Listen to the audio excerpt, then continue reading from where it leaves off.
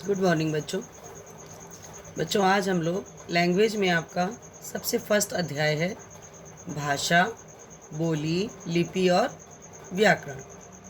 ठीक है बच्चों, ये चीज़ भाषा क्या होती है, बोली क्या होती है, लिपि क्या होती है और व्याकरण, ये चारों चीज़ें एक दूसरे की पूरक हैं। ठीक है बच्चों, और आप लोग स्टार्टिंग से शुरू से ही इसका अध्ययन करते आ रहे हैं। सबसे पहले बच्चों हम लोग देखते हैं कि भाषा।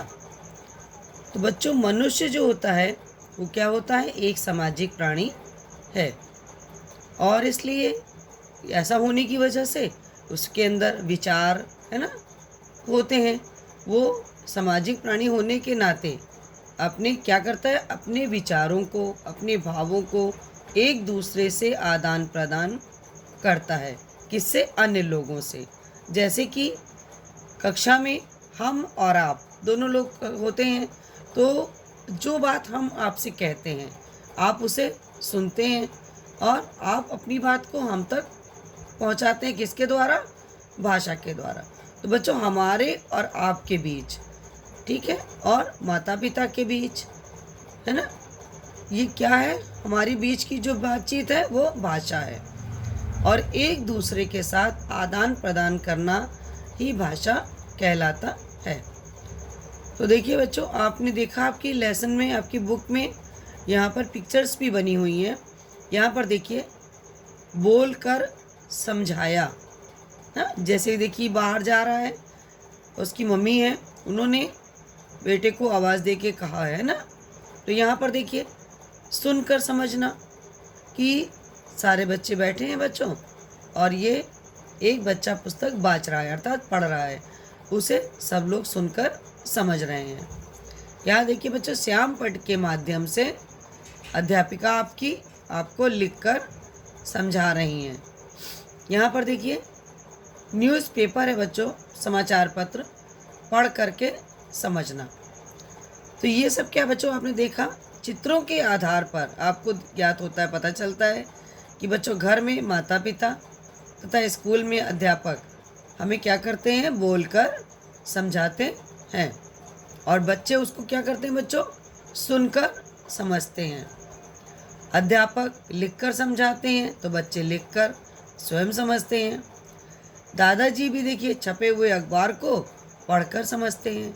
अतः इन चित्रों में बच्चों भाषा के कौशल, बोलना, सुनना, लिखना, पढ़ना आदि प्रकट हो रहे हैं। इन सभी का माध्यम केवल क्या है बच्चों, भाषा ही है। अतः बच्चों इस भाषा को परिभाषित किया जा सकता है। उसके लिए देखिए आपके सामने दो पंक्तियां हैं। भाषा वह साधन है जिसके द्वारा मनुष्य अपने भावों और विचारों का आदान प्रदान बोलकर, सुनकर, लिखकर तथा पढ़कर करता है। अगर आपको भाषा की डिफिनेशन लिखनी होगी तो आपको यहीं से ये आंसर आपको लिखना पड़ेगा कि भाषा किसे कहते हैं, या भाषा की परिभाषा लिखो। तो ये तो हो गया बच्चों आपके पास भाषा। अब देखिए कि भाषा के कितने रूप होते हैं। अभी आपने देखा ना कि बोलकर, सुनकर, है ना, लिखकर, पढ़कर।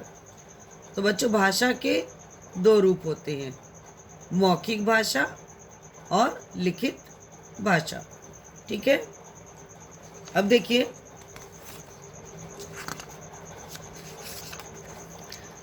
यहाँ तक तो अभी तक हम लोगों ने अपने बच्चों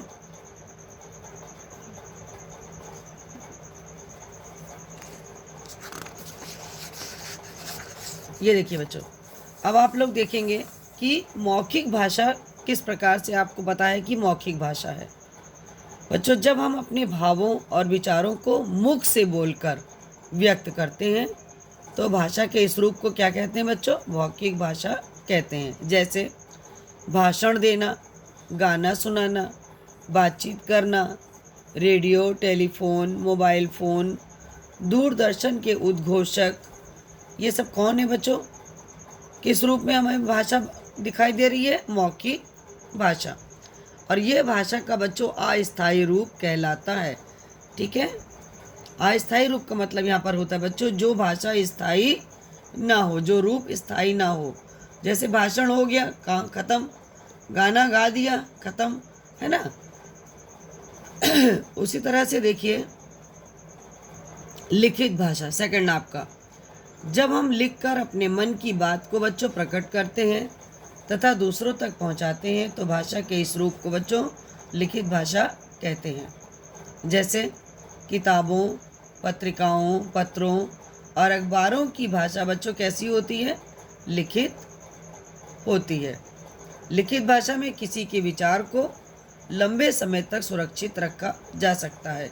इस भाषा को बच्चों स्थायी रूप कहलाता है। ये भाषा का अभी आपने पढ़ा था कि मौखिक भाषा में अस्थायी रूप होता है और लिखित भाषा में बच्चों वो भाषा हमारे पास लिखित रूप में होती है, इसलिए वो भाषा का स्थायी रूप कहलाता है। धन्यवाद बच्चों। इसके आगे हम लोग कल पढ़ेंगे।